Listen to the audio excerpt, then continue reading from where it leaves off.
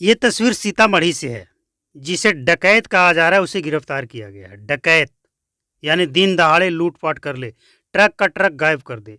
इसमें बिहार पुलिस का पटना से लेकर दिल्ली तक वाहवाही हो रहा है। पटना में इसलिए वाहवाही हो रहा है कि आपको नीट एग्जाम का धांधली के बारे में पता होगा। पटना में कुछ लोगों को गिरफ्तार किया गया है, जिससे बहुत कुछ खुलासा हुआ है। और सबसे ताज्जुब की बात यह है कि देश के शिक्षा मंत्री धर्मेंद्र प्रधान पटना पुलिस की तारीफ करते हुए कहा है कि पटना पुलिस के काम से हम संतुष्ट हैं। पटना पुलिस ने वो कर दिखाया बहुत ही कम समय में, कम संसाधन में, जो करना बहुत मुश्किल था आज के इस दौर में, क्योंकि साजिशकर्ता ने जो साजिश रचा था उसे उद्भेदन करना बहुत मुश्किल था। यानी बिहार पुलिस की इस समय काफ़ी तारीफ हो रही है, चाहे वो सीतामढ़ी की बात हो, पटना की बात हो या कहीं की भी बात हो। लेकिन शराबबंदी बिहार में बिहार पुलिस को कहीं कहीं मात भी खानी पड़ती है, कहीं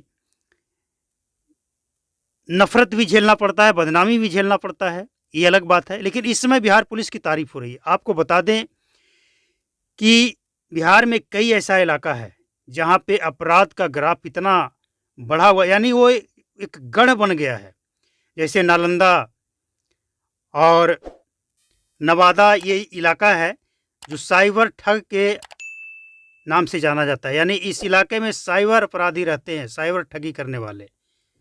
आपको याद होगा मेवात, वहाँ भी इतने बड़े बड़े साइबर अपराधी हैं कि वो इलाका, पूरा इलाका जो लोग रहते हैं उस गांव में, हर घर से 2-4 लोग इस काम में जुड़े हुए हैं। खैर, हम बात कर रहे हैं बिहार की।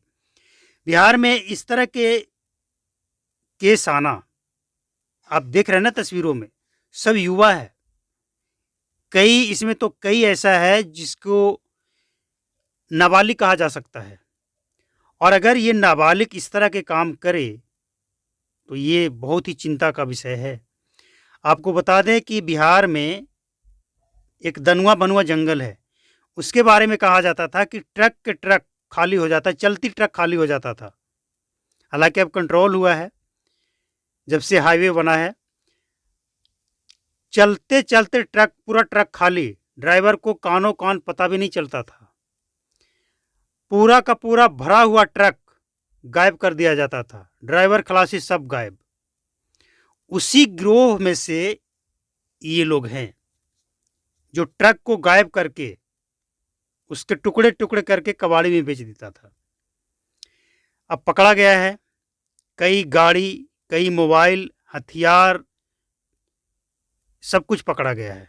इसने कबूल भी किया है, कुछ कैश भी पकड़ा गया। सब कुछ इन लोगों ने कबूल किया है कि ये लोग कब से जुड़ा है, कब से ये कारोबार कर रहा है, कब से फल फूल रहा है, इसके पीछे संरक्षण कौन देता है, सब कुछ इन लोगों ने कबूल कर लिया है। बिहार में इस तरह की घटना होना चिंता का विषय है। बिहार में ही क्यों, पूरे देश में ये चिंता का विषय है कि युवा अगर इस तरह के काम करेगा तो देश तरक्की नहीं करेगा, पीछे जाएगा। और खासकर बिहार में अगर इस तरह के काम होता हो तो जांच इस बात की नहीं होनी चाहिए कि ये लोग ऐसा क्यों करता है।